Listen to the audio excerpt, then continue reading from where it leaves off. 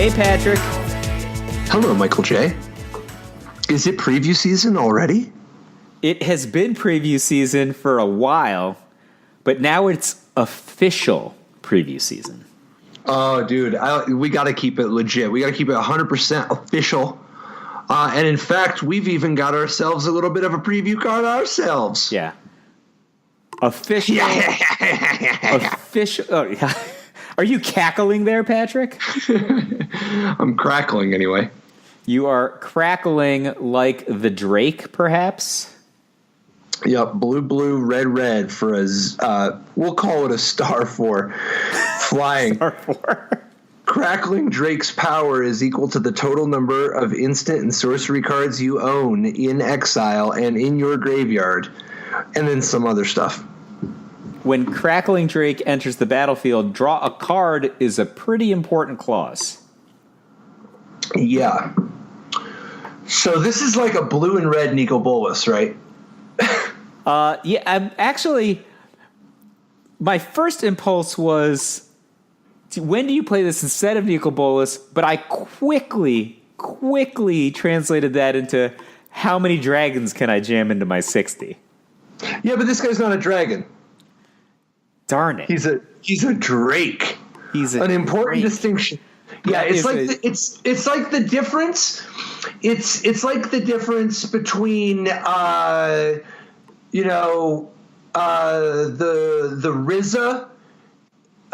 and RZA 9000 Drake. Oh, I thought the RZA became RZA 9000 recently, I think. Mm. Yeah, so unfortunately there is... Dude, if you just drop this, how big does it even have to be, right? Like, if you drop this as a 4/4 flyer and draw a card, you're kind of doing it, right? You are more than kind of doing it. And let's say that the game has drug out a little bit. If you play this card as a 7/4 or a 10/4, buddy, I'm crackling. You're kind of killing it. All right, here's a question. Yeah.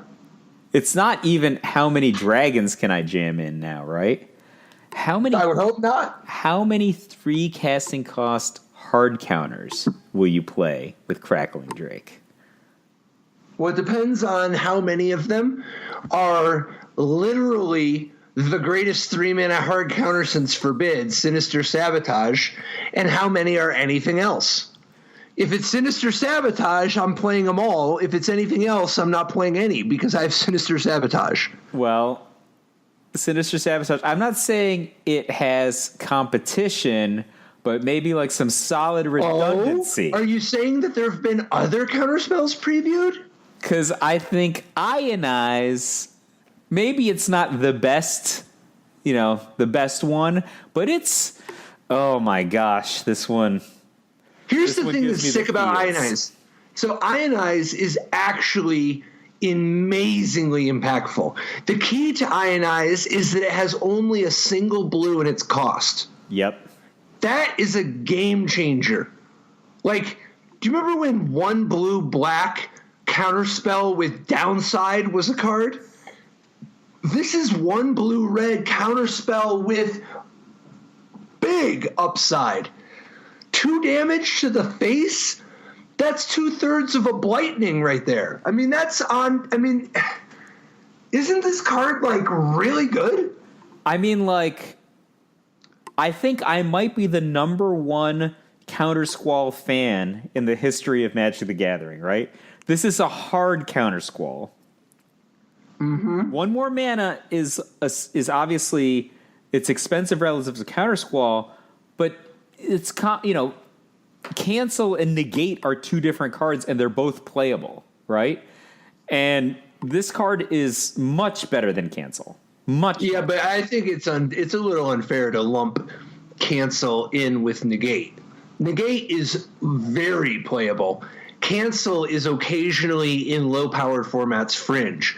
This card has a ginormous advantage above Cancel beyond even the 2 damage. That requiring only a single blue despite being a hard counter with no drawback, that's something very different than we've been seeing. Think about how many red aggro decks might be in the market to play Ionize as a supplement to their game plan, but they don't have the kind of blue mana that would be necessary to actually play a double blue counterspell. Oh, you could easily imagine, you know how we have had these red aggro decks in the past that only splash for Scrap Heap Scrounger, for example, right? Like their only black card anywhere is Scrap Heap Scrounger, which isn't even a black card, right? You can imagine decks that had a similar structure that would splash blue. Like, this is a really powerful effect to just add to a red aggro deck, I think. Right. But this isn't the end of it, though. Man, like, obviously we had already seen Ral Izzet Viceroy, but the Izzet have come out hard this week. What do you think of Niv Mizzet Perun as a potential? I mean, like, if you want to put somebody with Crackling Drake, Niv Mizzet Perun is like got to be up your alley, right? Oh man, blue, red, 5/5 legendary dragon wizard. Can't be countered. Flying. Whenever you draw a card, Niv Mizzet deals 1 to any target, and whenever a player casts an instant, and that's any player. Whenever a player casts an instant or sorcery spell, you draw a card. So, like, if somebody just tries to kill Niv Mizzet Perun, you might draw a card to counter the thing that they use to try to kill it, right?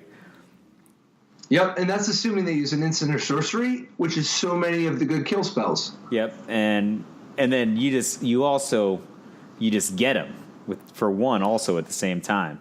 So here's the thing. If you just X'd out the blue and the red pips in the upper right-hand corner of Niv Mizzet Perun, this card is just super bonkers at 6. The question is it can't be countered. It's so powerful, right? It's like it's almost like built-in cantrip action against an opposing control deck, right? You're just going to always land it every single time. Even if they can deal with it, you get a little value back. But blue, red is tough to cast. Not impossible, though, right? You just got to work. You got to mean it. And I think that if you're playing, you're willing to play cards like Crackling Drake, which has blue, red in the upper right-hand corner, that's going to promote the mana base that you want to potentially cast both of these cards and probably a lot of stuff like Ionize and Sinister Sabotage that are going to help you protect them, and also forward, what Crackling Drake wants to have happen, which is to have instants and sorceries in your graveyard. All that stuff is just like a beautiful menagerie of blue and red coming together to ruin the lives of opponents.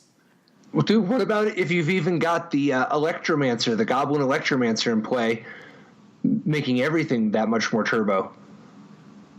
Yeah, I mean, the Goblin Electromancer, that guy has had quite the career, right? You play him on turn 2. Either they take their turn 2 off to kill him, or who knows what's happening next turn, right? Goblin Electromancer into a third land gives you the option to go Ionize and still have mana open, which means that you can cast, I'm just going to an inoffensive card might be Radical Idea, right? You can do all that stuff the next turn. And Radical Idea actually brings up a great point. The Electromancer lets you get paid both ways if you're using Jumpstart cards, since it reduces the cost both in the front and the back, so you're effectively getting double the efficiency. Oh, wow. Yeah, that's very good. Is there anything else? Is there any use of Crackling Drake in, for instance, say some sort of a burn deck? Is that a possibility? I'm a little hesitant in a burn deck. That double blue in the top right-hand corner is prohibitive, I think. Well, what about giving him haste? Right? There's a few different ways to give creatures haste right now, right? What if your deck and maybe this is the wrong way, but even like Goblin Motivator or some sort of a alternate Goblin deck that uses stuff like Gutter Snipe, who's also a Goblin. Gutter Snipe, whenever you cast an instant or sorcery spell, Gutter Snipe deals 2 damage to each opponent. Yeah, so it's also it's feeding off synergies that are what makes Crackling Drake strong. Right. What about Crackling Drake in a powered format? So here's a little twist. Demonic Consultation. I'm going to name Shelkin Brownie. 60. Here it comes. Right. And so obviously if you've got some kind of a card like, if you use Demonic Consultation and you name a card that you don't play with, you're going to exile your entire library. If you just have enough sorceries and instants, then your Crackling Drake kills in 1 hit. And presumably, if you're playing a strategy like this, you will have enough sorceries and instants.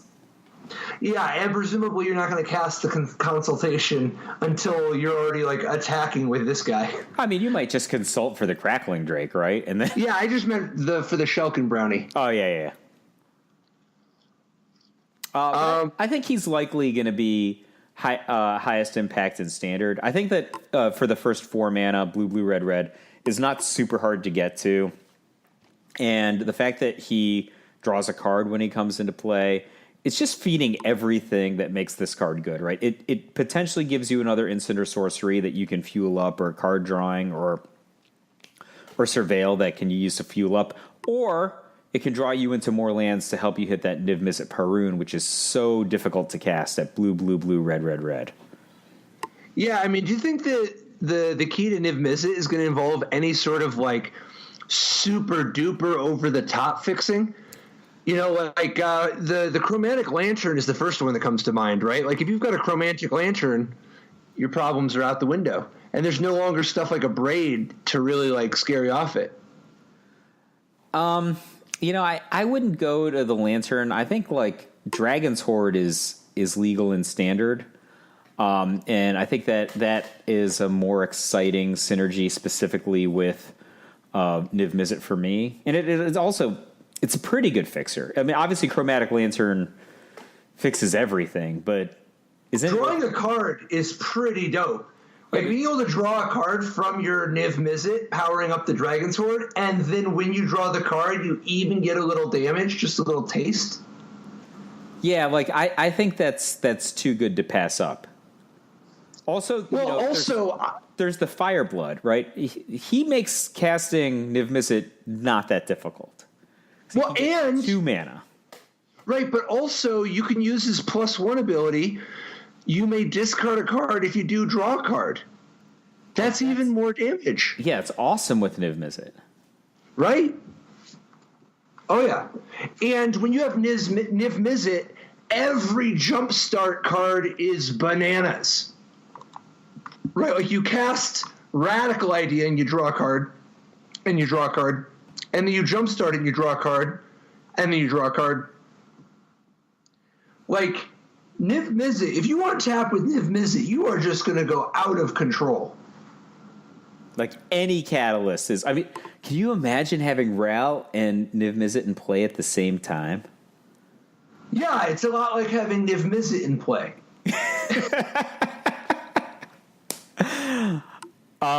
Yeah, all these guys are friends with Crackling Drake. That's the Crackling Drake. I think Crackling Drake is the real deal. I think Niv Mizzet is the real deal, and it's going to be interesting to see this new breed of blue-red deck that is possible with Guilds of Ravnica. Do you think Crackling Drake plus Niv Mizzet is more likely to be a popular strategy, or Nicol Bolas plus Niv Mizzet? I don't know. It's different because Crackling Drake is a really powerful card. It's going to end up depending on how dragon-centric you are versus how spell-centric you are. Like, if you're leaning more Jumpstart, I think that the more Jumpstart cards you play, the more that Crackling Drake looks really appealing. Yeah, because it pays you also for exile. Right. And I think that the more that you go down the dragon path, you're going to have less sorceries and instants, and you're just not going to want to have 4-cost cards that are dragons. But I will say that Sarkhan Fireblood it's kind of interesting when you discard the Sarkhan Fireblood Jumpstart card. So there is a little bit of overlapping in the strategies. But that's going to be the real question, I think, is how much are you based on sorceries and instants versus how much are you based on dragons? But I think both are paths that are probably going to be worth exploring. Totally. Just to answer a question I brought up at the beginning of this episode, I can see myself playing the full 8 3-casting cost hard counters because Ionize and the surveilling one, Sinister Sabotage, are both very exciting to me. Just killing dudes with Ionize is going to be awesome. It's going to... like that killing dudes with... You kill opponents. Like, oh, yeah. It sets up Niv Mizzet. It sets up Crackling Drake. Like, they're... Well, it's just that if you're trying to play a Niv Mizzet, I don't think that the 2 damage to the face is the tipping point. That's fair. Especially Niv Mizzet deals damage in chunks of 5. So I don't think... No. I think Niv Mizzet deals damage in chunks of 1. You think Niv Mizzet's going to attack twice in the game or only once? He's going to get in once, right? Whenever you draw cards, dude, you're going to have so many cards, you're not going to know what to do with yourself. I guess he's dealing damage in chunks of 6 at least because you get a draw step. What? He's doing 1, then 1, then 1, then 1, then 1. Either way, your opponent is not the one who's going to be having marked the match slip 1. Agreed. And Crackling Drake is a good number 2, I think, to these guys together. Oh, yeah. I think, like, the fact that Crackling Drake has a sort of implied 2-for-1. I mean, it's not implied. It's not implied. It's pretty straightforward. Niv Mizzet being a 2-for-1 also, in a lot of cases, I think you can do this thing where you're like, oh, on turn 4, I'll play my 2-for-1 threat.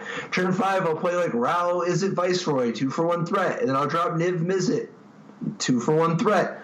And you can just like grind out anybody foolish enough to try to fight you with removal.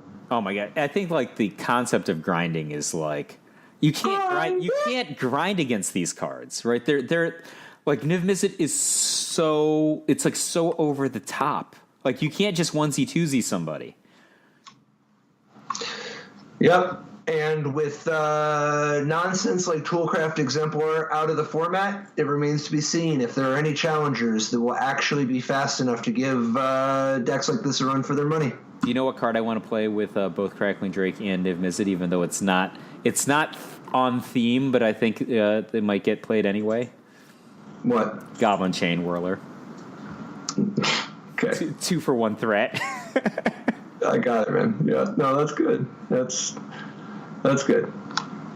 Plus, dude, in the middle of combat, like you've already done a damage from the Niv Mizzet because of your card for the turn, and you drop the Chain Whirler and finish something off. Ooh. But yeah, Izzet coming out in a big way, and the Crackling Drake, a potential key part of that. That's a pretty dangerous 4-5-6. Crackling Drake, Ral Izzet Viceroy into Niv Mizzet. And that's to say nothing of the dragon shenanigans. The rest of your deck is, in that case, the rest of your deck is just going to be like cheap interaction, right? Oh, yeah. And card draw. And a few card draw, yeah. Yeah. Cool. All right. Awesome, man. See you next week. Bye-bye.